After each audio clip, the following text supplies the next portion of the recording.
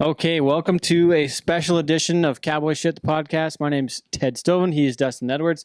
And with us today, I guess I'm not even actually sure what your official title is anymore with the Canadian Pro Rodeo Association, Jeff, but former general manager. And I think today you were telling me glorified volunteer of sorts. Yeah, I think they use the official term CFR liaison, but I don't know exactly what that means, but we're going with it anyway. Yeah. So welcome to the show, Jeff Robson. Jeff, you've been on before at least once or twice now. This is number 3.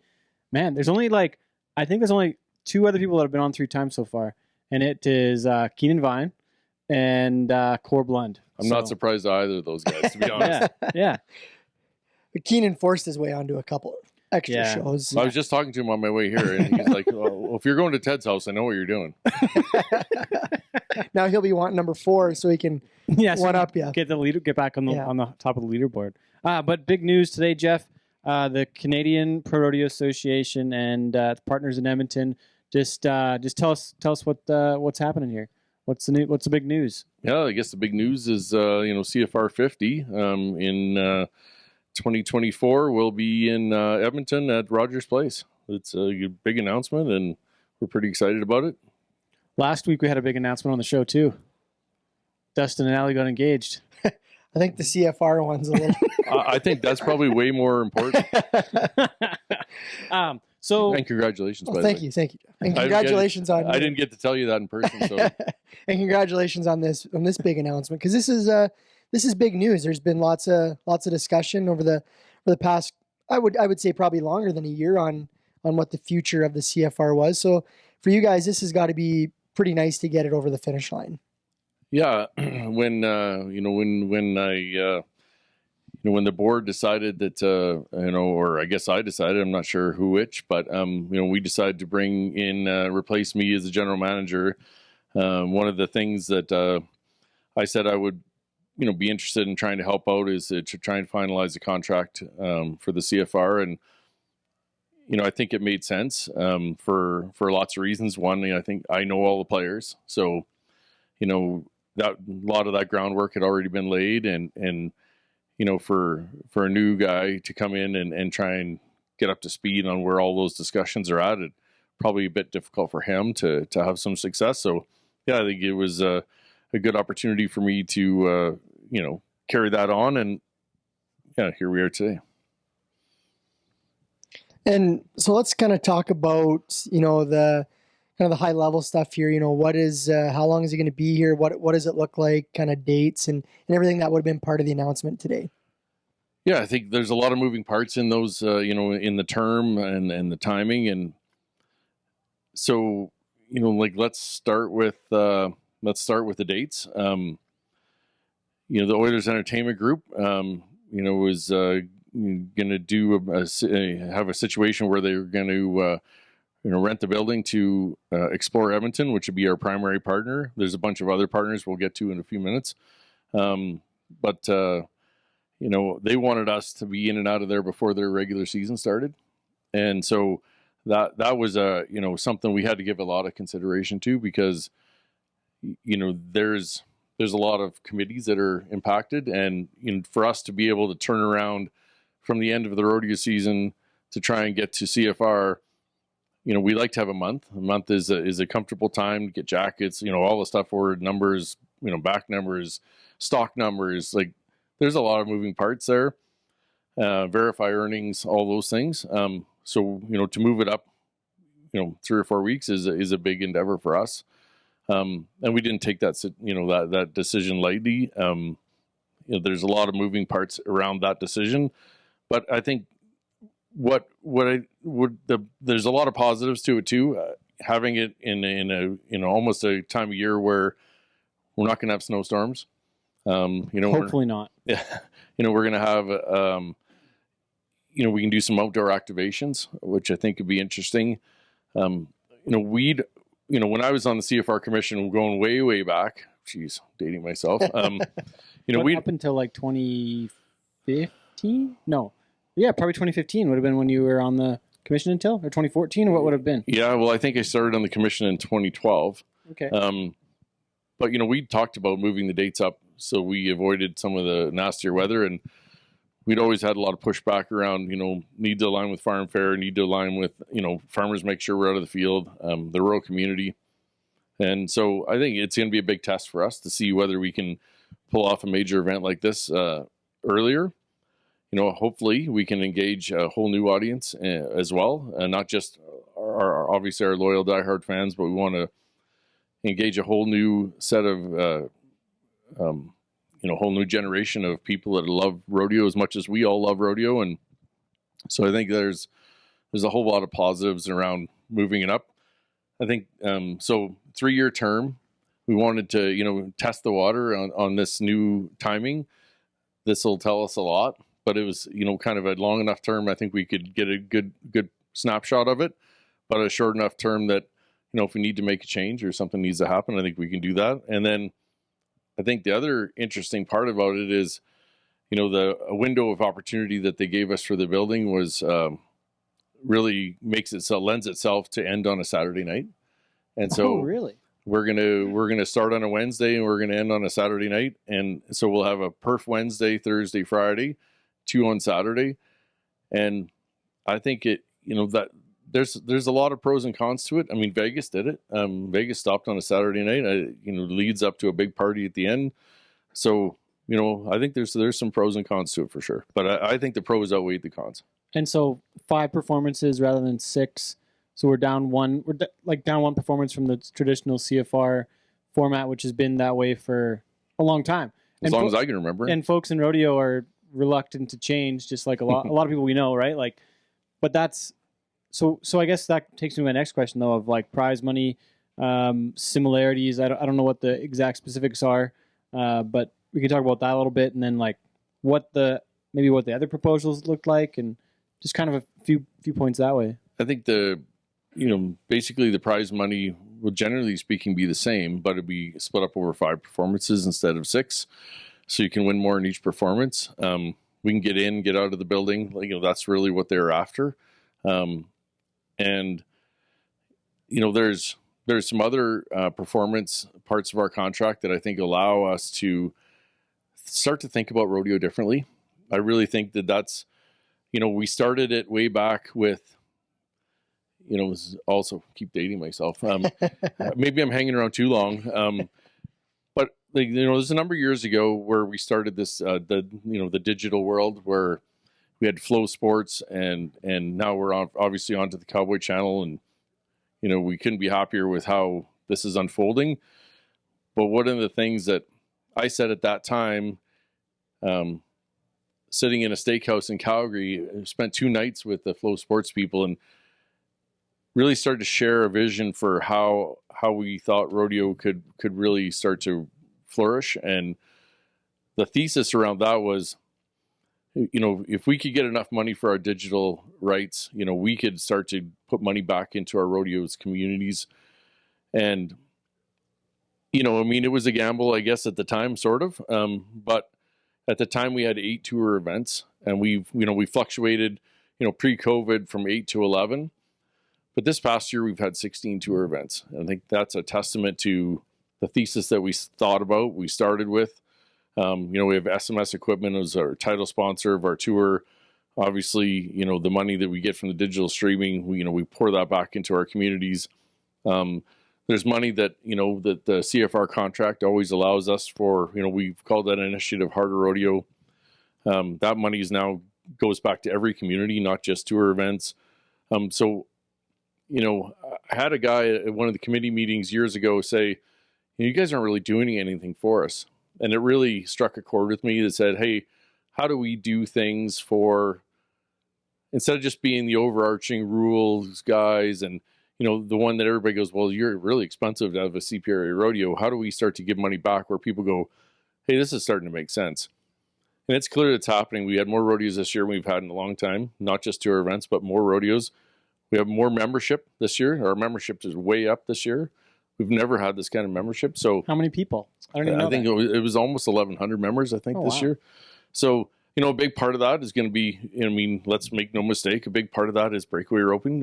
I think that's been a huge add for us. We wanted to include the breakaway ropers to some degree in our proposal and how we move forward.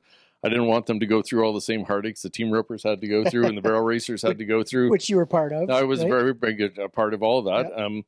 And how do we continue to grow our sport and do a good job of it, and not tax our communities so much. So these bonuses that we could receive could go on to really bolster a big tour event. They could bolster our Maple Leaf Circuit Finals. So some of these things I think could really be a big thing for us as an organization as we move forward. I got to go to the tour rodeo point though, and I got to ask the question. It's been an $8,000 threshold for a long time, and I'm just thinking, like, what's the plan on that increasing, or is there a different threshold? Because there might be more, but just with the way that money works, we should have a lot more. We should have a lot higher prize money at a lot more places where, not to single one place out, but like some rodeos still pay the same amount of prize money now as they did 25 years ago. Yeah, and I think there's a lot of reasons for that. I mean, other costs have gone up. People costs, stock costs, personnel. I mean,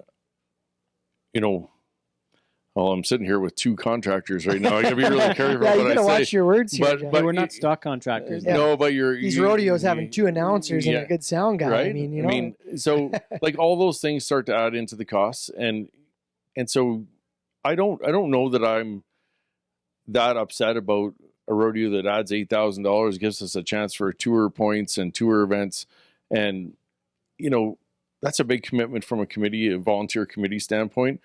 And if you look across the board this year, I was actually telling this to somebody else the other day. I said, if you just looked at the standings today of what it took to make the Canadian Finals in 2023, and you looked at what it took in let's go back to 2015 or 20, even I think the last time I went was 2012. If you looked back at what it took in 2012 versus what it took in 2023, you'd be shocked. It's almost double. The bottom spots are almost double. Oh, wow. So, like, not the top spots. The top spots are flourishing too, but the bottom spots, like to make the team roping finals, I think this year you had to make well over 20,000. Yeah. And the last year I think I had made 16,000. Oh, really? So, and like, what spot were you in when you made it? I think I was like 8th maybe or 9th. Really? So it was like 12 or so was the lower end. Yeah. So it's changed dramatically, and equal money in the team roping makes it more dramatic too. But there's not equal money everywhere. True, but there's more places that have it. Panoka this year was a huge step. Like, yeah, Lyle Kurtz at CVS Controls, like, that was a huge kudo to him. Yeah, he sponsored that and the tie down, I think. Yeah. Well, I don't know what all he sponsored there, but I'm telling you, like, that, like, just stepping up and making that commitment was, and it showed in the quality of the team ropers that we got this year competing at the rodeo. That's big for those guys trying to get to the NFR as well, our Canadian guys trying to make a run at it. Dawson Dillon almost make it. Yeah, they will at some point. Yeah, I think there was one year that Levi Simpson ended up like 16th or something, and they had not equal money in Panoka. If they had equal money in Panoka, he would have made it easy. Yeah. And I think that's too bad. I think that's a real I think fantastic that Lyle stepped up and did that. And obviously he's a massive supporter of the rodeo, and the world needs our world needs like those kinds of people, right? To step up, but yeah, it's pretty cool. So back to CFR chat, and obviously, so a few less perfs. One less. Just one less perf, I guess. Not a few. Yeah, not a few. One less. What is kind of the turnaround time for getting into the building and getting out? Because we're going to be there Wednesday to Saturday. You obviously have a little bit bigger of a 4-day stretch. So what is that in and what is that out? The hard out? Yeah, I think we haven't got into that too much, but I think there's with Red Deer we always had lots of time to maneuver, and I don't think we're going to have that same kind of timing. Like, we're going to have to be in, and we're going to have to get out. So I don't know. I think we'll have a 2-day session to get in, probably 1 day to get out, and like those are big. Those are fast turnarounds, and you would know this from being in the event world. Those are fast turnarounds with dirt and all the things that dirt brings, and so to get that ready, and so I think it was a tough ask, but I think it's possible. Can we chat about the stakeholders that are part of this? Bringing this and before that, let's talk actual dates too. For those that might have missed it, just tell us the actual dates on when it's going to be there. It sounds like maybe it sounds like October, but I haven't actually seen the dates yet. Yeah, I think I've had so many dates in my brain the last few days, but I think the first year is October 2nd through 5th. Okay. I think those are the dates, but whatever the Wednesday through Saturday is that weekend. I think it's 2nd through 5th. And you were referencing hockey, so anyone that's listening that's not familiar, the NHL generally kicks off that kind of 13th to 15th week of October generally is when the NHL is going, right? So yeah, and I think they wanted to have the building ready for their homestand, and so that's fine. And let's I think it's up to us now to put on a fantastic show and show them how good a job we can do in that building. So kind of first week of October, let's go back and talk about the 2nd people. to the 5th, just for the record. Yeah, okay. that brought it here, and not only the people that brought it here, but maybe some of the relationships that were already kind of established that helped the partnership. Yeah, so obviously our big supporter there is Explore Edmonton. Explore Edmonton is largely backed by the Destination Marketing Fund in Edmonton, and the city's obviously city manager was in all those conversations. And what I think other people don't always understand or appreciate is how long this process takes. People go, oh, well, you just go and negotiate a quick deal. Well, there's a lot of things to discuss, and obviously you're working multiple angles at the same time. And we had 3 really great venues to have an option for this event, and Red Deer has been a great home for us, and Central Alberta has been always welcomed us with open arms, and we can't thank Red Deer and Westerner Park and the city, the county. People in Red Deer have done an amazing job of and they couldn't have lived through a worse time. COVID, last year was probably the worst snowstorm in CFR history. I remember some doozies in Edmonton when I was there, but that one was almost to kick it off. That was the first day. Yeah, what a kick in the pants, right? So, you can't give them enough credit. But the big stakeholders, in Edmonton would be, Explore Edmonton is, their whole objective is to bring economic development to an economic impact into the city. And, they understand what the economic impact is. Explore Edmonton also, took over some of the assets from the old Northlands. So they would run K-Days as well. And so, it's been really exciting to see how, that dynamic is and how badly they wanted it and how they've worked hard to work with, the Oilers Entertainment Group to try and bring this to life. And just the people, as we've had multiple meetings in Edmonton over the course of the last year. And every time we go, it's just people are beaming from year to year with the thought process of us coming back. And so trying to get a deal done has been, obviously it's been a big deal. Well, and you even from the previous offer, because there was an offer in 2015, is it, from the Oilers group to put on the CFR? Like that was one of the original continuations, and then that's when things went, kind of awry, and then the CFR ended up in Red Deer. That was kind of like the decline of the offer in Edmonton previously by the board and management at that time. You had finished before that with the CPRA and your previous general manager position then, but like you had still kind of kept in contact with the people, and you knew the key players, and a rodeo came back to Edmonton in 2018 and 19, I forget now.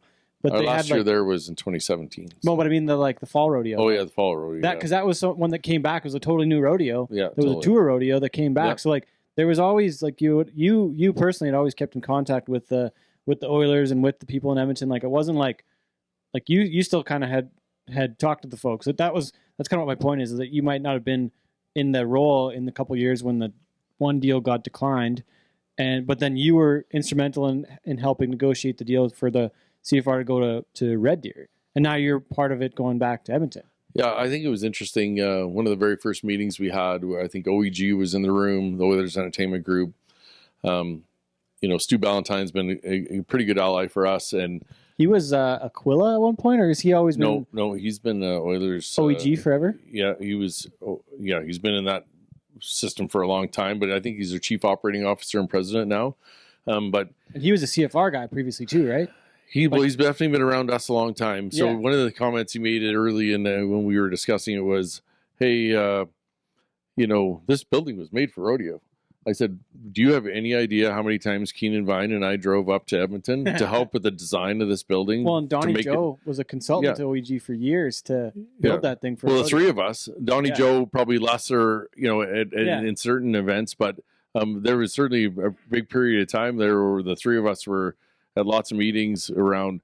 If you look at their hallways where the dressing rooms are, those things are 12 feet wide and 10 feet high. Yeah. Well, you can ride a horse and push cattle down there, and there's a reason for that. Like those are massive hallways, and people go, geez, these hallways are really big. Well, there's a lot of thought process put into trying to make this event great in Edmonton, and there's two hallways that are almost that wide there. It certainly broke my heart, in 2015 when things started to go off the rails with the Oilers group at that time, and hey, can't saw sawdust, like that's behind us and let's move on. But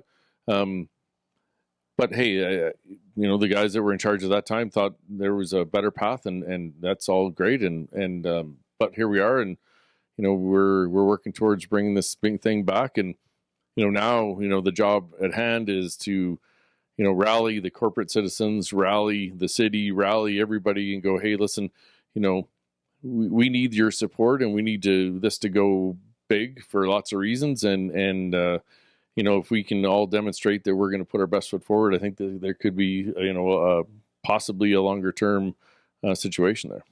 Now, normally when the CFR was in Edmonton, of course, there was the other events going on that would help support it and bring the people in. And is that something that Explore Edmonton or that group is going to look at doing, or are they thinking that CFR can be a standalone event now? No, it's clear that Explore Edmonton's whole motive is, you guys look after what happens in the building, and we're going to do our best to bring activations to the outside of the building and what's happening around the city. And their level of excitement right now around those ancillary events is, like they got lots of great ideas, and let's see how it goes. But yeah, no, there's no question. We don't line up with Farm Fair. That's not a secret. But I think there's some things that they have their eyes set on that I think could really, bring a great 4-day party to downtown Edmonton, to the Ice District, and let's get behind it.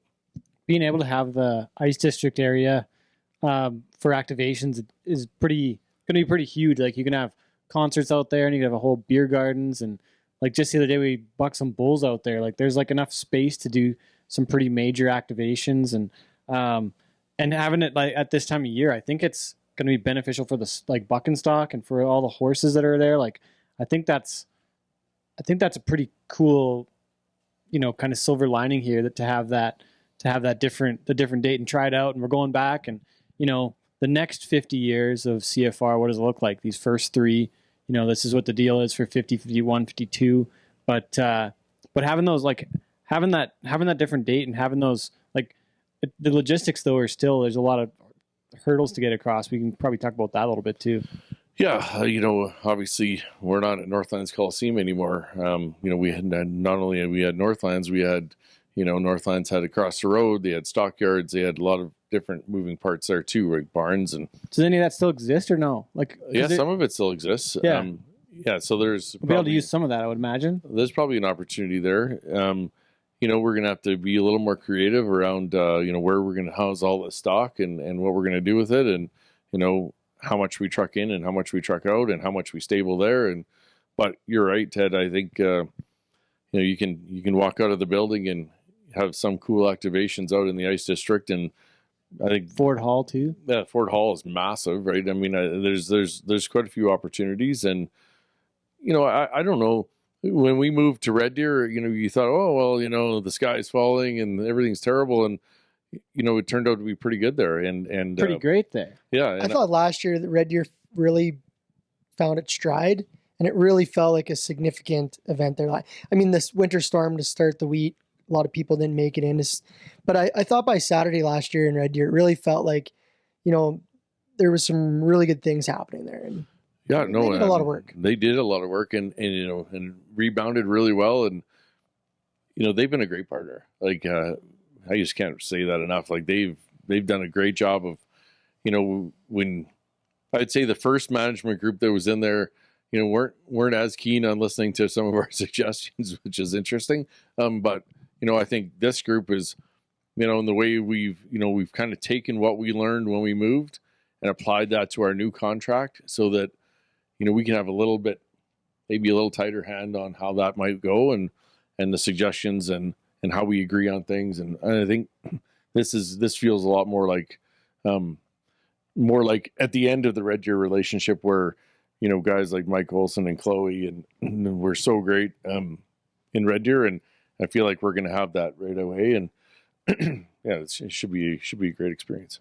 The what was I trying to get at here? There's like a okay. What I want to ask was the actual structure of the agreement, and I don't know what you can say or want to say, but like, is there any risk on the side of the CPRA? Like who's taking on the risk of this event, and who's kind of like footing where's the budgeting coming from? Like in Red Deer, Westerner Park put the bid in, and they ran the event. There was a lot of collaboration across the sides, but this is a whole new deal. I'm just kind of curious what the structure of the deal looks like, if you can even talk about it. Yeah, well, let's start with Red Deer, because I think when we moved to Red Deer, you had a situation where they, we asked for a lot of things, and then they gave us everything, and then some of that stuff was not able to be possible, right? So you got better management. Like, we went through 4 CEOs while we were there in 6 years. And so as we got to Mike Olson, and our relationship with Mike he's like, you guys are the experts. Why aren't we leaning on you to try and figure this out? I'm like, we're happy to help. We've just never been invited to the party. So, now, we're in a situation where, as we've formulated the new contract, I think we've taken what we've learned and said, hey, we need to be a part of this. We need to have a little bit more hands-on. We need to make sure that, we're helping control the things that we can control. And so, I think that'll help it a lot. And I think it's a recipe for success. And yeah, I think nobody is, so in terms of the stakeholder, our deal is with Explore Edmonton, and, there's really, I guess there's really no downside for us, in terms of risk. But the risk would be, the event doesn't go well. I guess that's the risk. So, we're pretty committed to making sure this event goes well, and in this short-term contract. And then, our anticipation would be, let's pivot from there, right? But the work has just begun again. It'll begin in terms of planning, but it'll also, in behind the scenes, you got to, this looking forward never sleeps. You have to keep looking forward and knowing what your options are. And so I think, that's what I've been able to bring to this is, get out of the day-to-day rodeo business, and, having Denny come in and really, manage the day-to-day side of the business and keep me focused on, what's happening in the future. I think it's a healthier place to reside, because you can say, I'm not fielding calls from people that are upset about something that happened today. I'm taking calls with excited people thinking about what's going to happen in a couple of years, and how we might make that go. And so, that part of the business, I really do, I like. Can you speak to what the relationship will be with the Oilers Entertainment Group on this? Is it more of right now, just you guys are basically a tenant in the building at that time, or what does that side of it look like with them? Yeah, I think it'll have to evolve, Dustin.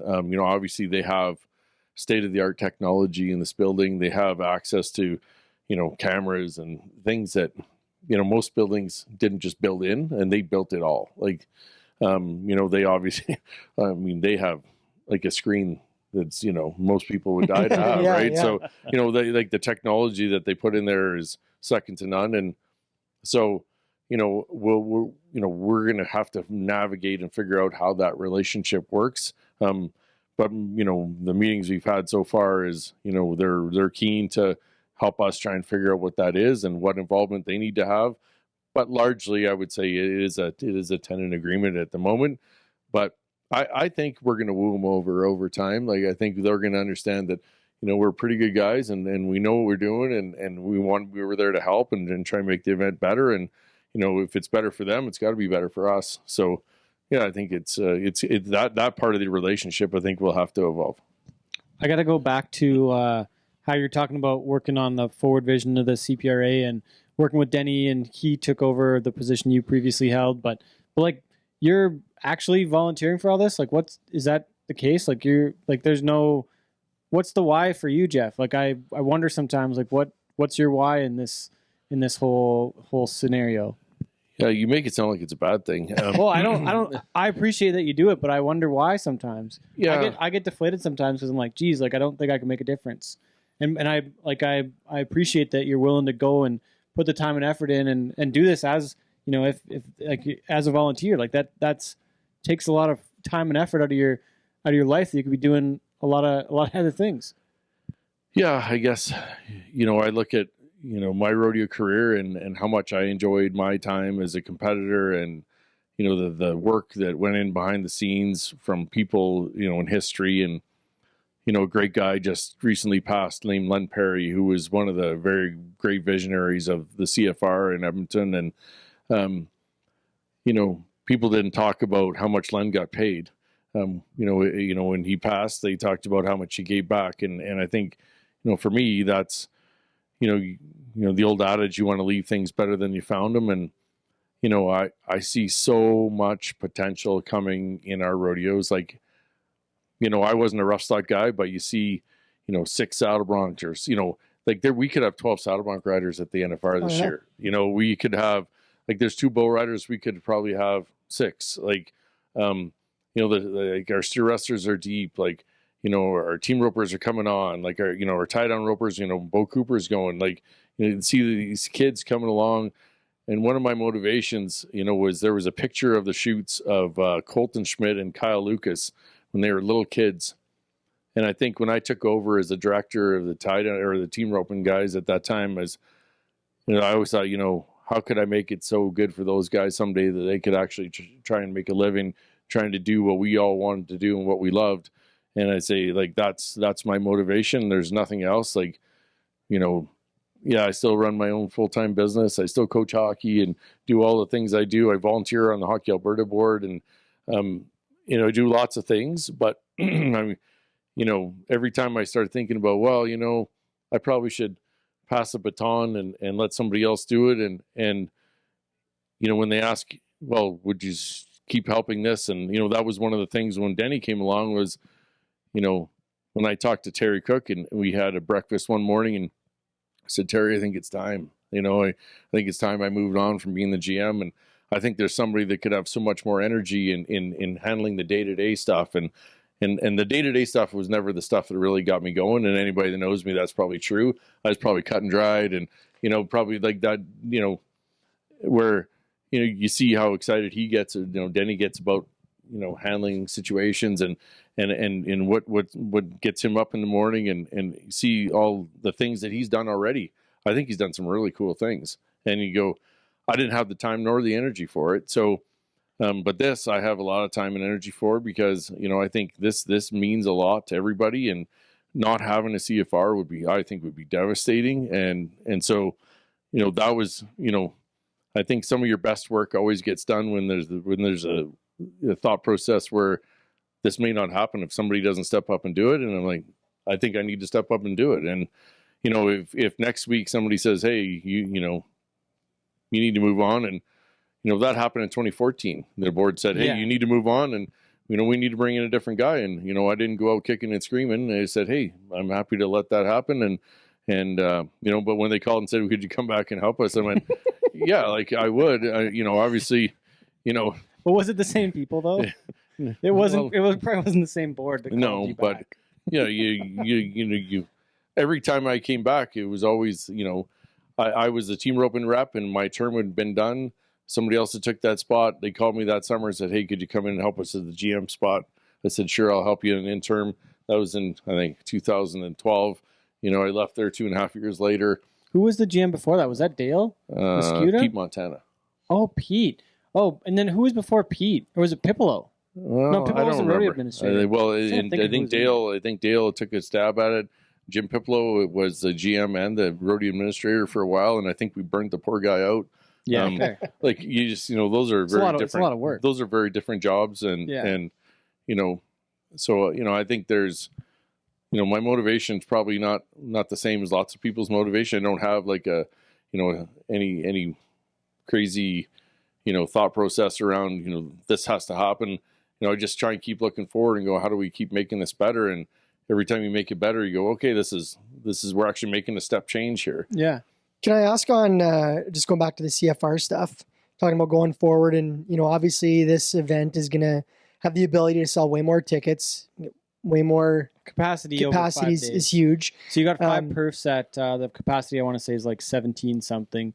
It's like, what would it be, 120% of the capacity of what Westerner was? I don't know the stats, but it's like 7 to 17. Like there's a huge opportunity in potential. Yeah, there's a huge revenue opportunity, and I think there's also an opportunity, from a corporate standpoint, like from corporate sponsorships and what's happening corporately. I think we can step up and do a better job there, and I think there's lots of opportunity there. And I guess that's where I was going with. So you get more people in the seats. If you're activating, I think of things like, when the NHL had the awards in Vegas, they're activating, they're bringing new fans in. You obviously want to see the same thing happen at a nice time of the year, new fans in. What about the reach on the media side with this deal in Edmonton? Is there going to be some opportunity from a broadcast standpoint to grow this thing, or are you guys happy with where it's at with the Canadian Finals and what that looks like? Yeah, our broadcast situation is interesting because we're under contract, so I think in the long term there could be change there. We could branch out into the mainstream, linear TV type stuff. But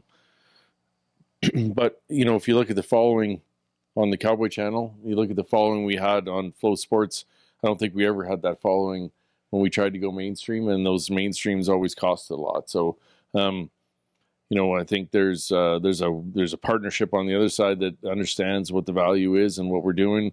And, I think we can grow that too. And their commitment, I guess we'll see this year, but, I think their commitment too on how that's going to unfold, is going to be good too. We're committed to having a live broadcast, and obviously you've been a big part of that for a long time. And, we like the live broadcast aspect of it. And, I think our show is worthy of a live broadcast, and I think it's good. There's a lot of great stories to tell too. I think when you get there, and I think that's an important part of it. So, I'm assuming as these years go on and as those relationships, continue to prosper, whether it's with the DMFs, so the destination marketing groups, or whatever it becomes with the Oilers group, I'm sure everybody's vision is just to keep growing this thing and making it the best it can be.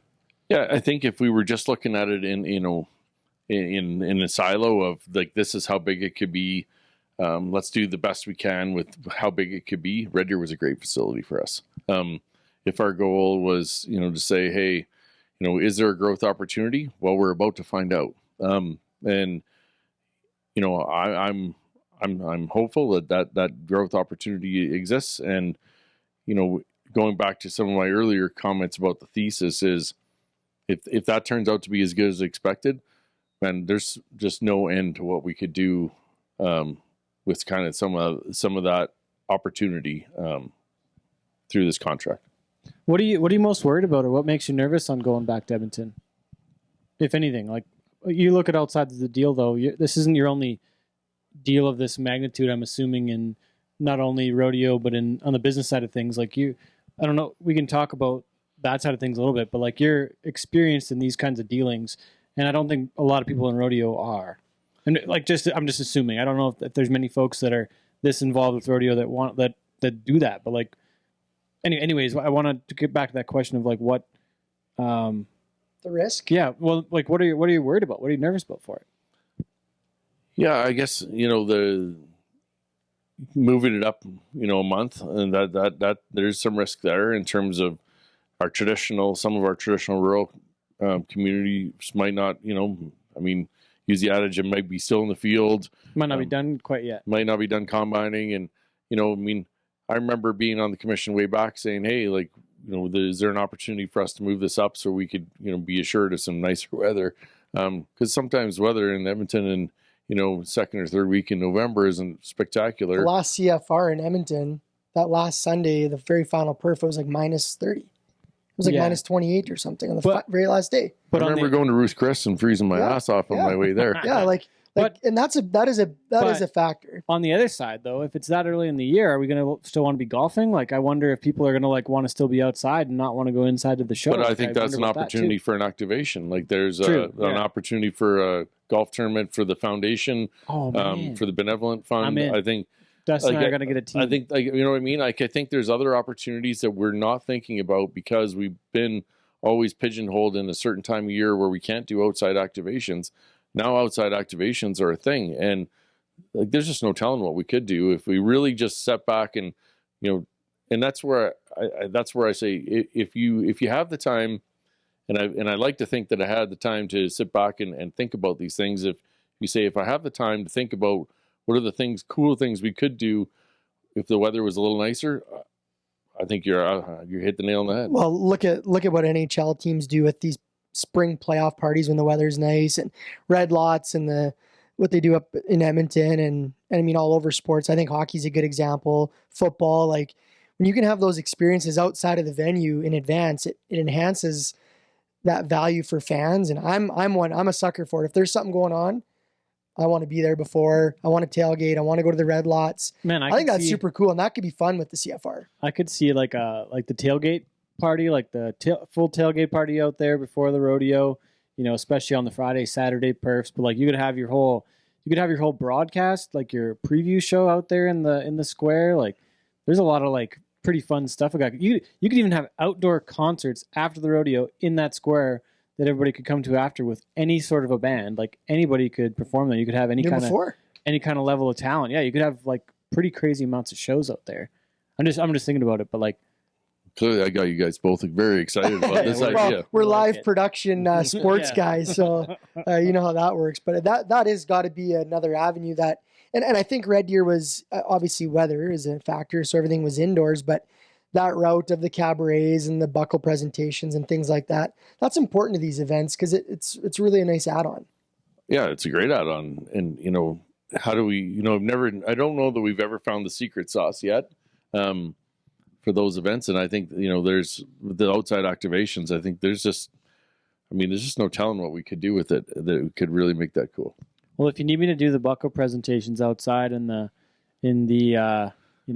square out there, I can get a bigger, thicker jacket if I need to if it's cold out there. But. This is my buddy Teddy, always is self-proclaiming for his own good. If you need me. Yeah, just if you need me. Yeah. I wanted to go back just quick to Red Deer. Okay, I want to go back to Red Deer because if I recall, and I'm just going off recollection, when you guys first announced CFR in Red Deer, was it announced as a potential 10-year deal? 5 and 5. 5 and 5. So I guess what led us now to the deal being done and getting to Edmonton? I just wanted to touch on that just briefly. Yeah. Well, if the podcast needs to be 2 hours long, I can make it that long. I was just curious because I just remember 10 was a big number when it first got announced. I think there's a lot of misconceptions about that. So it was 2 5-year deals, and at the end of the first 5-year deal, there was an opportunity for Western Park to. So keep in mind when we signed the first deal, it was Western Park and the Chamber of Commerce, and that changed over time. There was a number of changes to our contract as we moved through. So. It was pretty fluid. And then, I think if you look at it and say, if I was Western Park, I think what the real message to the rest of the community in Red Deer was this can't be on Western Park shoulders. And so lots of people were confused when when the bidding process, when we asked for RFPs, Red Deer bid, and they put in a good bid. But this time it came from the city of Red Deer County, and Western Park. So I think it's, there was a different vibe of the bid and certainly a different group of people we'd be dealing with. If we would have went ahead with Red Deer, we'd have activated a whole new group of people, committee, whatever that would have been. So as much as I would say, Red Deer asked for termination there, Western Park did, not Red Deer. And then, so then if you fast forward and say, okay, when their bid came in and we were explaining the bid to the board, they're like, well, didn't they just kibosh this? Like, yeah, they did, but I think it was a good reset for them as a city. And even post decision on where we're moving to, I think that's the feedback too, was, we got to rally around this, and, we're not going away. And so I think that was, for me, that was really encouraging, to say, hey, like, when in 3 years' time, don't expect us not to be at the table, because we're going to be at the table. And I think that's really cool. Does this open the door? I know if you look at, there's tour finals, there's Maple Leaf finals, they're all in great homes. We've seen different renditions. The grassroots finals was another. Does this still leave the door open for Red Deer to be partners with the CPRA on future events? Or, absolutely. Yeah. Because it was a great venue. They obviously saw some really good things there. So is that something you'd hope to see pro rodeo in some capacity in Red Deer? Yeah, and I think that was the discussion that Mayor Johnson and I had the other day. Is it might be no today, but it's not no forever. It's not we don't want it. It's not that we don't want to be in Red Deer. We enjoyed our time there. They have a first class facility. You just can't knock the facility they have. Like, you could walk from the Centrium all the way around to that building, through all the exhibitions, through the cabaret, and never go outside. And like, they have a pretty cool setup there, I still think. And they a couple hundred stalls there. Like, they're built for equine events. They're built for ag related events. And so I think this next time around, it's going to be really fun thinking about what they might come with and how they're going to do it. And I think they're on the map now. And having those kind of bids, and I know there's more than just the two we spoke of, it's got to be a nice little bit of an accountability for those who are hosting, just to essentially bring their A game, because there's a lot of good options out there now, after going through a few years of some trials and figuring out where it would land. But there's some options for the CPRA. Yeah, and I think CFR is a commodity, and it there was lots of discussion through this process around, do we try and treat it like a Grey Cup? Do we try and have it hosted in a different place every year? And there's a lot of serious thought put into could that work? But it seems to me like every time we start into those conversations, like, whoever wants it seems to want it for a period of time, right? So, and I think it's the ancillary activations that drive that, and until we have our own ancillary activations, we probably don't get that. Like, if you go to Grey Cup in Calgary, like, there's Saskatchewan has their own tent and different field houses. Yeah, right. I mean, it's a completely different vibe, right? Yeah. So I guess we'd have to go to like the Saddle Bronc Riders area and the Roper area. I mean, and that's the thing about our sport that people just sometimes lose perspective of too, is our sport is just different. We have 8 different events, and and then 11 if you count the novice and the boys in the steer riding, right? So there's a lot of events, and we have a lot of masters that we're trying to make happy too. And so, yeah, I think just along those lines, it's just not just your everyday it's not just a hockey game. Yep. Well, speaking of the novice and the breakaway, I didn't even ask what those look like in this new deal in Edmonton. We didn't touch on that at all yet. Yeah, no, it would be a similar format to how we have it now. And we haven't gone through all the details of that yet, but we're still trying to get through CFR49 yet, and I think those will be conversations we have right away in terms of how that works. Is it thought that those guys will compete for their finale in the building at CFR? Yeah, that's our thought. It's, at least at the moment, anyway. Then as far as like trade shows go, if Farm Fair isn't in at the same time, if it's hey, that was my Kit Kat. If Farm Fair stays in November, where it traditionally has been, that means that if we're going to do a CFR trade show and those ancillary events that way, that's not going to be something put on by the CPRA. Those are going to be Explore Edmonton events that they're going to put together, but they're probably going to be at the Expo Center and in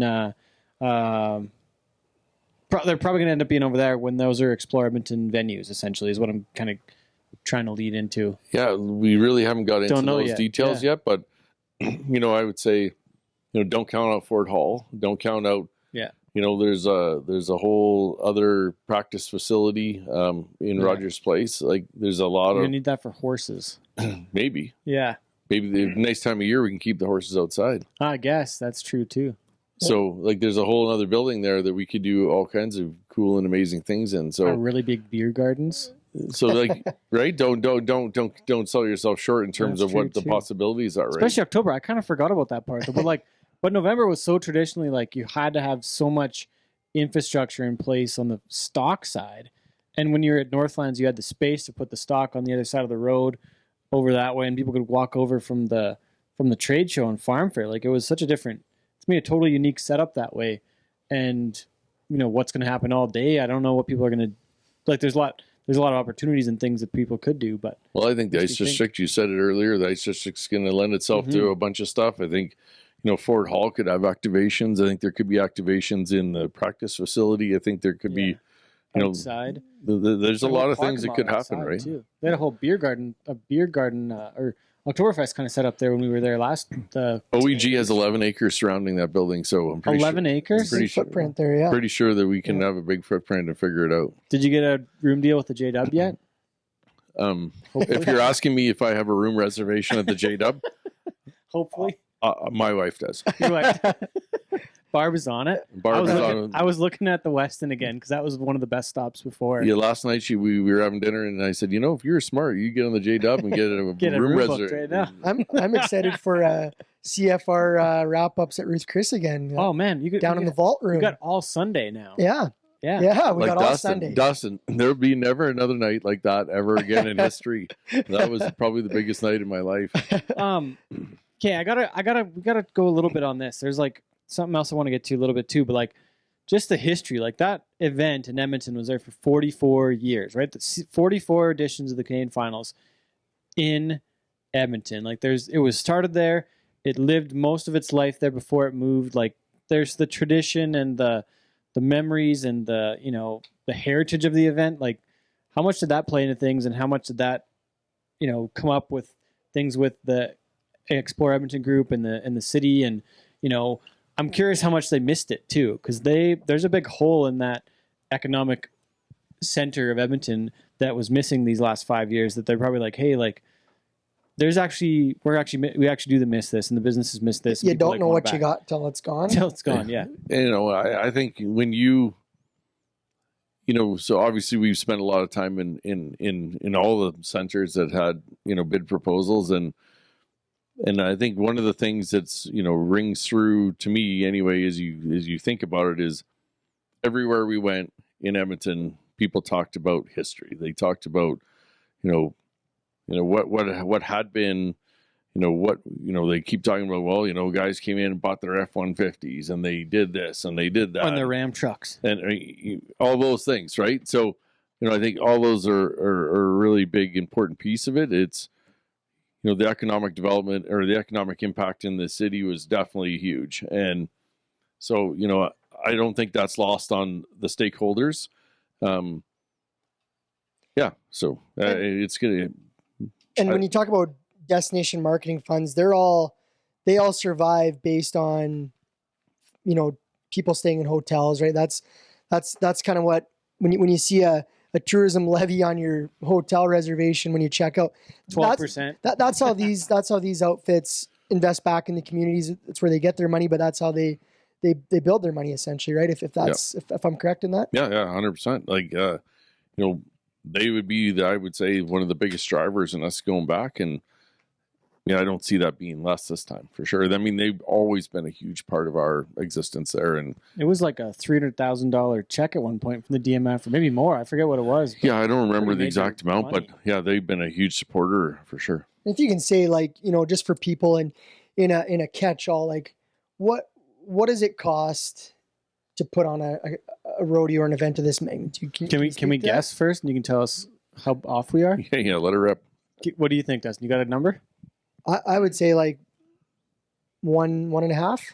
You're way off. Really? It's like my guess is like all in, if Explore Edmonton's putting a bid together, like if that's the number we're looking at, like we're looking at the Explore number, like what the bids were, my guess would be like, Is this including the prize money? yeah, everything. Okay, so yeah, then Yeah, so try again. I'm going to say 4. And I think like 4.5 to 5.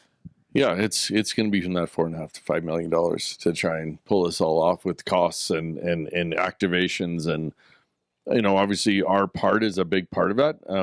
But their part is huge. Like one of the things that really came to light in this in this particular piece is to have we view our portion as a host fee, and then our host fee covers jackets and prizes and prize money and stock and all our personnel costs, and and so that number, obviously we've had 3 or 4 years in Red Deer to hone that number and to figure out that number. And I think that's we've done our best to try and make that number palatable in terms of where we're at. And but when we started talking through it, when they start rattling off the things that they're gonna put money into, you go, we're just a part of it. Like our part is a part of it, but to create those activations and you never get it right the first kick, right? Like, so in 24, if we get it right, I'd be shocked. There'll be things we go, oh, we should have done this and we should have done that. And all the best planning, and you can have some pretty smart people in the room, but, trying to get that all lined out is, I remember the first year we were going to Red Deer and everybody said, oh, we got to have live bands. And we had this. Well, they overshot their budget by a lot, right? And so it's kind of a fail forward mentality. You gotta, but it costs you. And at the time, I'm going, well, if I was you, I wouldn't do that.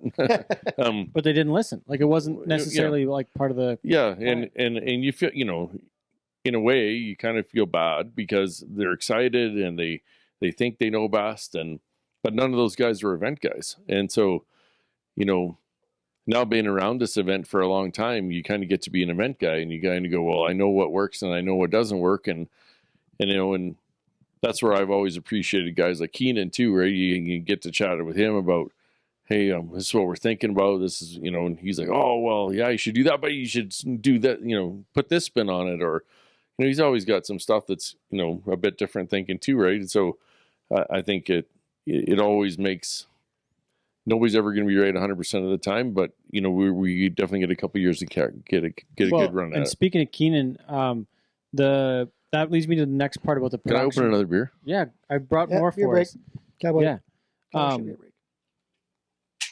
But I wanted to talk about the Keenan side of things in the production, because you mentioned the partnership and what the agreement looks like and what you're involved with, but the CPRA as an organization is a member-driven nonprofit in Canada, and the CPRA is not in the business of producing rodeos.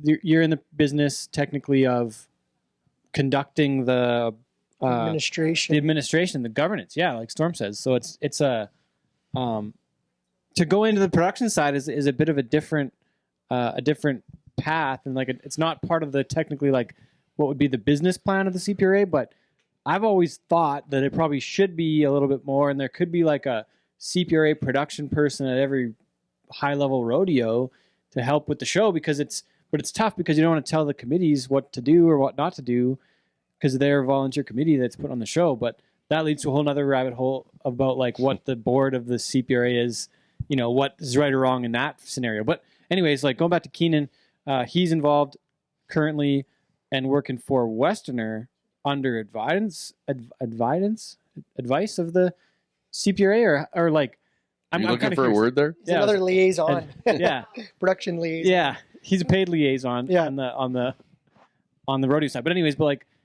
in Edmonton there'd be more involvement with CPRA help in production. You guys have Tanner Gerlitz now as part of the office. He's done a lot of production at a lot of rodeos. He knows the difference on the stock contracting side. We got to talk about that a little bit too.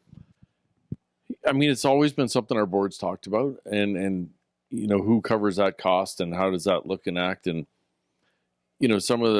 some committees take it upon themselves and try and figure out a way to work that into their budget. Obviously, I think about new rodeos that we've added in the last couple of years, like Lethbridge has come back to us.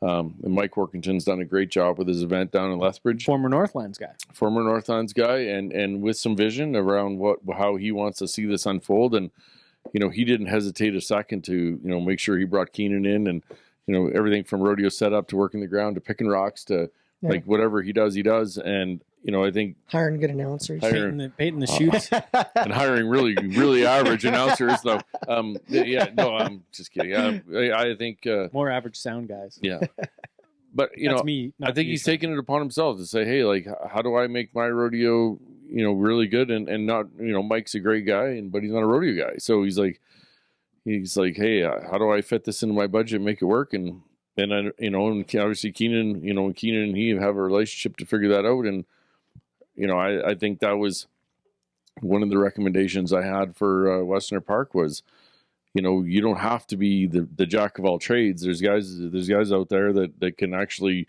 that do this for a living and figure out how to make it work. And why wouldn't you want that expertise? If I was putting on one, and I've been around them a lot, like, I still wouldn't be scared to bring somebody like that on and say, hey, this guy does, when you have fantastic rodeo committees that have figured out how to make that work so well, that's so awesome. I when committees that are volunteer committees pull that off, and, I think about rodeos like Pinoca that are just like truly like they're grade A elite rodeos that have figured out how to make that work with their volunteers. I think that's so cool.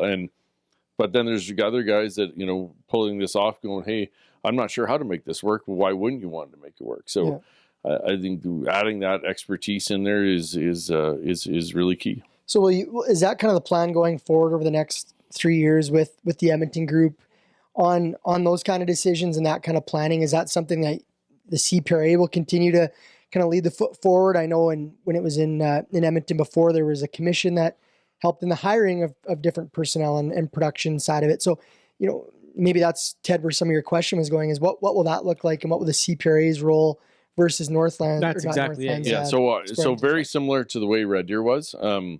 We're gonna have a committee, and that committee is CFR committee. Yeah, a CFR committee, and that committee is largely in charge of what happens in the dirt, and then if you go to the contract, what the CPRA is responsible for in our host fee will be very similar to the way it's been the last few years. Yep.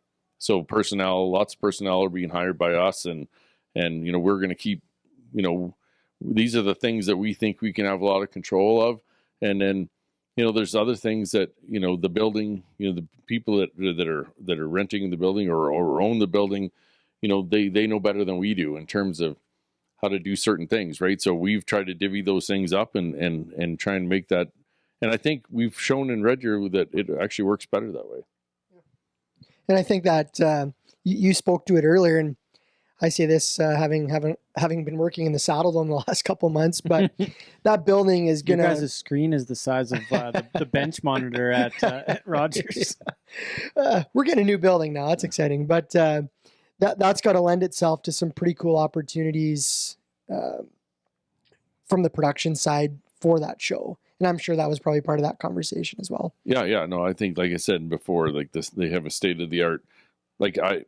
The first time you ever see the control room in Rogers Place, you just go like you're gobsmacked. Like there's more bells and whistles and buttons and screens, and I always remember the one that was in Northlands Place. Or Northlands Coliseum was at the bottom by the downstairs bar. You could see it from the bar, right? Yeah, that was from the bar, and it always looked pretty cool. Well, this one rivals that. It looks 10 times the size. It looks like something in downtown New York you'd see at NBC or something. They even have a camera inside the Jumbotron that's on this little rig. Maybe there's even two of them, but you have a full camera angle that's underneath the Jumbotron for another angle. It's kind of halfway is jib cam and halfway RoboCam that you can run underneath of the scoreboard. The screens underneath the scoreboard at Rogers for the ice level people are almost bigger than the Saddle Domes right now. Crazy. Yeah, that's the difference. That's crazy. It's wild. Has there been any discussion on like ticket prices and things like that? Because I know that evolved a lot in Red Deer, and obviously and there's not as many tickets. seats. And yeah, like I guess is that part of this discussion? These would be called 5-pack tickets. Well, yeah, 5-pack. Yeah, right. I don't know what they're going to call it. Obviously there was a huge following in Edmonton previously that 6-pack ticket holders. Some people passed them down from generation to generation. And I'm cutting you off, but wasn't there at one point more 6-pack holders when the event came to Red Deer than even available seats in Red Deer? Yes, that's a fact. Yeah. Yeah. So, I still see that's, we haven't got into ticketing strategies yet. Ticketing strategies, obviously we're still trying to prepare for CFR49, but can't sell tickets to an event that the other one hasn't finished.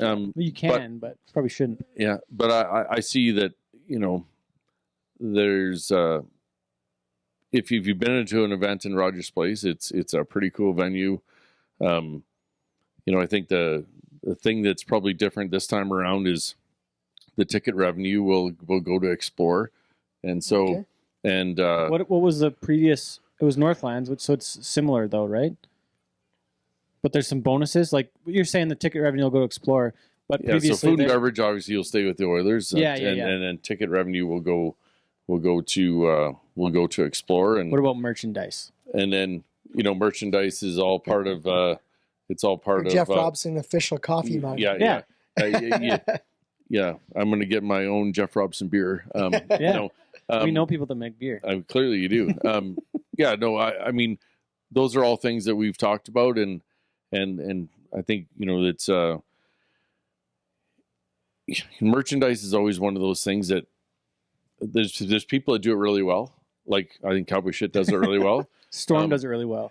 I just sell it. And then there's people that don't do merch well, and so I think we're somewhere in the middle of that, and so how do we ratchet that up a notch? And certainly something we've been talking about in terms of how do we make that better. And so I'm excited about how that's going to unfold. And so it's essentially like your revenue streams though are sponsorship, ticket sales, and merchandise is kind of like the potential revenue streams for CFR in this new agreement. And it's probably what it previously was in Red Deer, similar, like it's a similar thing. For the CPRA, it's the host fee. Yeah. So that's that piece. But otherwise, like it's Explore Edmonton on they got those three pieces. And then you had mentioned maybe some bonus pieces on different levels of sales and what could go back to different portions. That we kind of already covered that a little bit. Yeah, so we built some tiering into depending on how many tickets are sold. Is that a number or revenue? It's number? A number. It's a number of people in the building. Okay, and then not giveaways, like actual paid tickets. Yeah, paid tickets. Yeah, whether they come or whether they don't come is irrelevant. But I think the interesting part of that is, we tried to set that in a way that I think the bar isn't so high that we couldn't achieve some of those bonuses, and I think that's where the bonuses. So the bonuses is on ticket sales, and then also the bonuses are on sponsorships. So, which is all taken on by Explore or partially CPRA, or what does that look like? Well, I mean, if you think about it, if we're paid on bonuses, you're going to put some money we're going to want to be bringing in sponsorship, right? So, it's a eat what you kill kind of scenario. Well, and it doesn't matter whether they sign them or we sign them. It still contributes to the pot. And so anything over a certain number, we're going to share in that. So, okay. And so I think that's also interesting. So, there's lots of things we can do with that. Like I said, the board will have to make a decision on how do they deal with that. But, it could be back to prize money to CFR.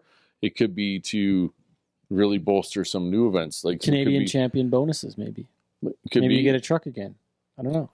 Well, that'd be nice if we got that back, but that'd be cool, right? But I think there's other things too that you think about our tour finale. It's a one-day, one-shot thing, and for a few $1,000s, wouldn't that be cool if we could have a 2-day or a 3-day event, and somebody could make at the end of the season, somebody could qualify for that and make 10 or 15,000. Look what the PRCA did with that Governor's Cup. It was a pretty big splash. I mean, that's another level, but like something like that. But still not something that we couldn't pull off, right? And maybe in a Red Deer. Lethbridge is looking pretty good on the timing for that now, because I'm assuming I'm assuming we didn't talk about this specifically, but the last rodeo of the year is probably going to be in Armstrong now because you're not going to have enough time to get Hannah done the week before. No offense, unfortunately, on the Hannah side of things, and like those later in the year rodeos, but those aren't going to be for the same season anymore. Yeah, they'll count for world standing still. So and 2020, like the they could move into the next year, but we haven't really figured out the last date of the cutoff in terms of like what rodeos would count, what wouldn't. So you could go a long weekend or maybe a weekend beyond that. Yeah, you could go maybe a weekend beyond that, and you know, it's been pretty tight. Because there's really nothing after the long weekend, really. In September. Well, there's like the Medicine Lodge, Hannah used to be, and then there's Hannah's like the last weekend of September. Yeah, which was Edmonton, which that you mean rodeo, the weekend after the long weekend. Yeah. There traditionally hasn't been much. Not much. Yeah. That, like September 10th, 11th weekend. So I mean, there's opportunities and possibilities around. You know, could we host? Could you use some of that money to host? You know, a really cool event and reward some of our tour contestants that have got to those tour events, and maybe they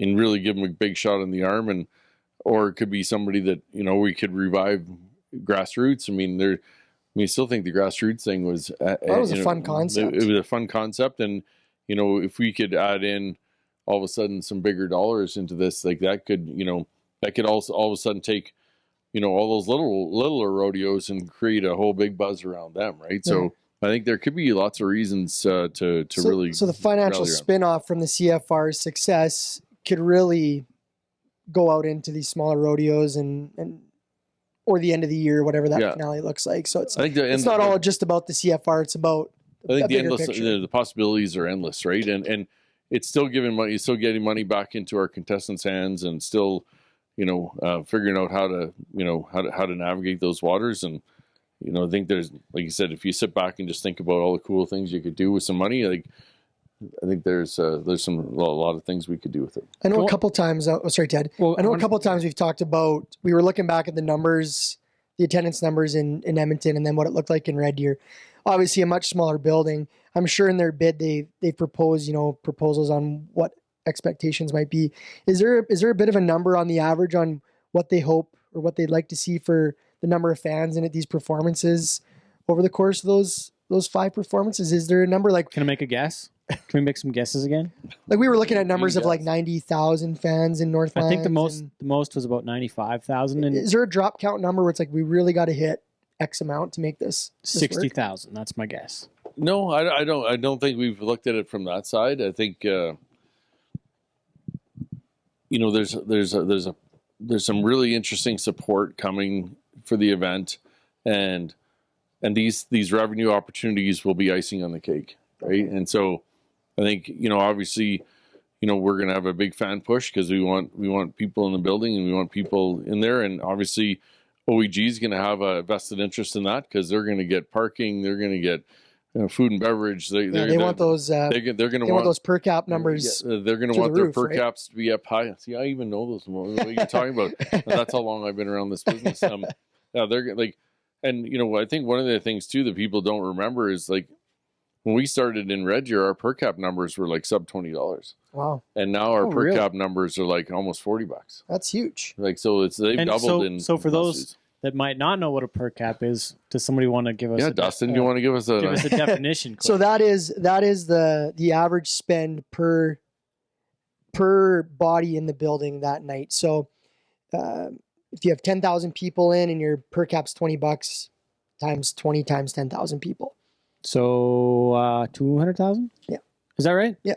Yep. 200,000 in food and beverage. Very well done, Ted. Yeah. Is that right? Well done. So I want to mix my numbers. So for example, my calculator out. I can't reveal top secret information, but when you look at some big concerts that come through, like you can see per caps on like food and beverage and merchandise. Like merchandise alone can be 50, 60. Food and beverage per person on average. Oh my god! If you get a drinking crowd, like say it's a national big artist right now. Well, maybe it's more like a big time artist rolling through town. Maybe like Megan or Morgan Wallen, maybe. Right? Or like they're talking, you can be $50, $60 per person on the average spend of every person that comes through the door. Dang. So so that's the numbers we're talking about. Those are important when you're an OEG. For sure, yeah, because those numbers don't really matter to them. Yeah. Sorry. We're nerding out on our our business of sports. Look at us here. go! Look at us go! But going back to the like a different way to look at that though is the average ticket price, your ATP. And so you mentioned you went back to the. He's using acronyms now. I had to go one in there too. But the average ticket price, Dustin, you asked the question about ticket prices, and I think this is just like a little bit of a theory, but I think the average ticket price could go down like relatively decently because you have far more you have a way bigger inventory. You don't have to get as much money for those tickets in Edmonton because you have way bigger inventory. You're not only selling 7,000 tickets, you got 17,000 in inventory, so you can sell way more tickets for a little bit less. Like if you want to go spend $40 a seat to go to the CFR now, you probably can in Edmonton in 2024 because there's probably an available ticket that's at that price, possibly. I'm just speculating. Well, we can nerd out on some even some more bigger numbers, but like if you look at the per cap numbers, would go to OEG, and then if you look at the ticket pricing, would go to the revenue for us and Explore. Yeah. So, I think we have to be mindful also of how much a beer costs in Rogers now. Well, I mean, that's not our issue. Our issue is getting people in the building because we want people to come and enjoy the show. Yeah, but you don't want to. Are they drinking 20 beers? Probably not, but yeah, but they could because they could just go walk across the street to the J-Dub and they don't got to drive. Yeah, nerd out your drop count. That is doesn't matter how many tickets you sell. The amount of people that come through is important because that's where your per caps grow and that's where you get people, right? But like I look at last year. Tickets, I look at last year in Red Deer. For that first perf, there might have been X amount of tickets sold. You have a snowstorm come through.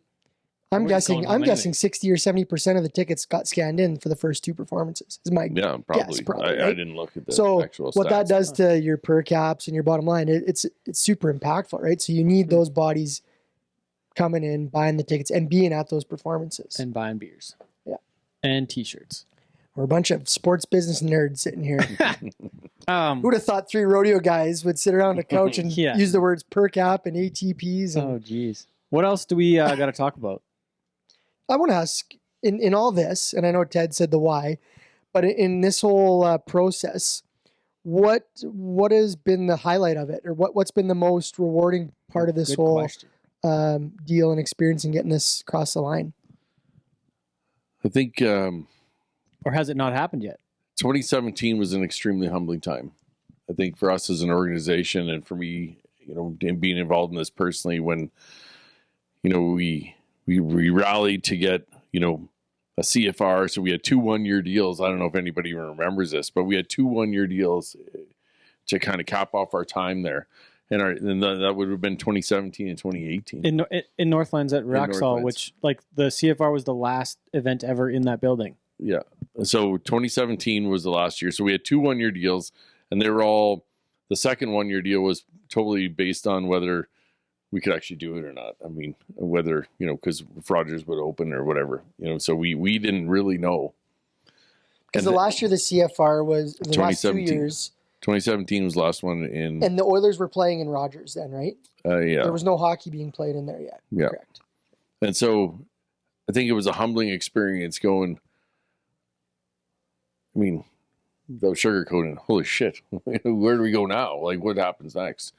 Because this year, 2023, there's already a 2024 finals. At the end of 2017, there was no deal in place. It was homeless for a while there, and there's no goal line. So I think to your question about, what was special about this time around was, we get to work with 3 unbelievable communities on, working on tenders from each of them that were all passionate, super excited about trying to have us there. So that made the whole process so rewarding, because you're like this is different. And to have options and to be able to present our board with options was something that I say is like you couldn't ask for something better, right? I mean, to have options was awesome. And then, to know that what we thought all along, or what I at least thought in the back of my mind, was if we had to leave Edmonton way back, do we have options, and where does that go? And then I think the other rewarding piece of that was, I think we proved to the world that we could have an event, a successful event, in a smaller venue.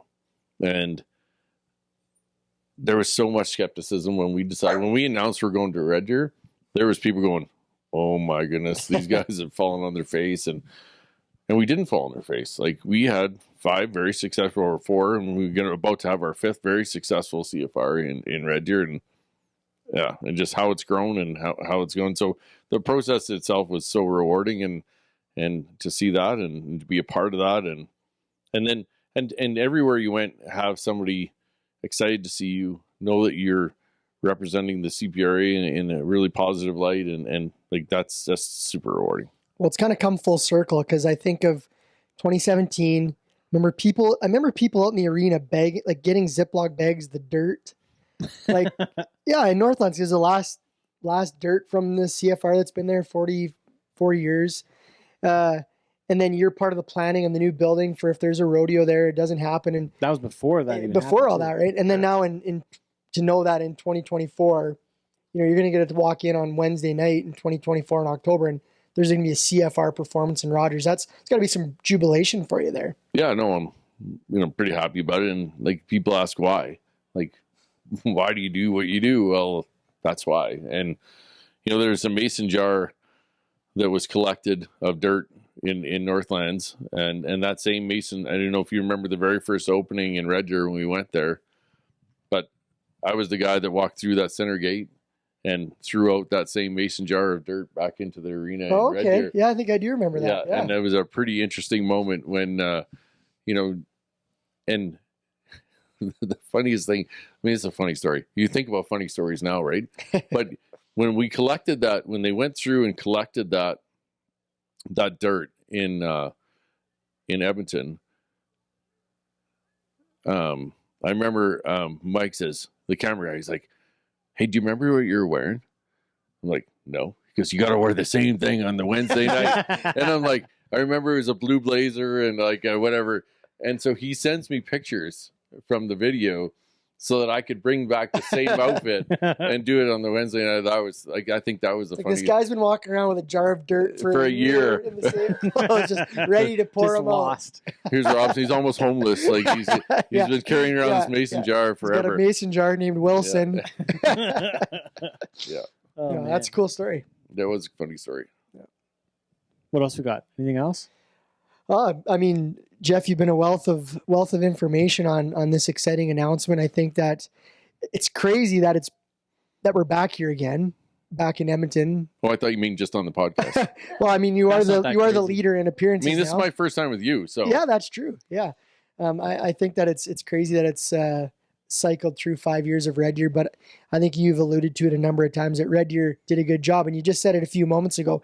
It's exciting to go big, but it is hard to go to a smaller venue in a community that didn't have all the accommodations and the facilities. Like, you guys did a good job, and I think you can't take anything away from how good Red Deer was. I've really thoroughly enjoyed Red Deer, but it's always exciting to see where things can go and grow. And we tip our hat to you for all the work you've done, or else we wouldn't have a job every November if it wasn't for the work you've done. So yeah, thank you, Jeff. Thanks for doing this. Yeah, no problem. Thanks for putting the effort out to make sure that that rodeo has a home and a home for the finals in Canada, because it's the marquee event of the year, and you've, like, I don't want to say single-handedly, because there's a huge group of people that have been part of it, but totally. You've been a pretty major driving force in the last decade. I think you can't underestimate the team at the CPRA too. Like, Patty Auger has been a great addition to our team. When she came on, and she's been so much help when I was at the GM, and then you have like, obviously Danny and Tanner and guys like Keenan that have been a big part of it, and you guys that have taken a role in the event, and it's been good to see it kind of come around and see where it's going, and be excited to see what opening night looks like in Rogers. I can tell you what it's going to look like. You ready for this? I'm going to paint you a picture. I'm going to have a blue blazer. The gate opens. Yeah, there's a blue blazer with a white pinstripe shirt. He's got a big long beard from this journey up Highway 2 with this jar of dirt. My backpack on. My dreadlocks. Yeah. You got a face painted on the jar. Yeah. Oh, man. Cool. Okay, well, thanks, though, Jeff. This is awesome. Thanks for having the chat. Having me, and CFR50, October 2nd to 5th in Edmonton, Rogers Place. But before that, CFR49, November 1st to 5th in Red Deer, Alberta. Tickets, CFRreddeer.ca. Make sure to come out and support the last CFR in Red Deer for the time being. And if you can't be there in person, check it out on the Cowboy channel. Join us on the Cowboy channel. Join us on the Cowboy channel. And by us, he means himself. And Dave and Katie. It'd be nice to have Katie home. Yeah, it's going to be great to be working with her. We're excited. It's going to be fun. It's like a little reunion. Yeah, it's so awesome. Well, thanks everybody for listening. This has been episode 155 of Cowboy Shit. My name is Ted Stovin. He's Dustin Edwards. And our guest today, Jeff Robson. Thanks again for being here as part of the big announcement. Special edition. Thanks for tuning in, everybody. All right.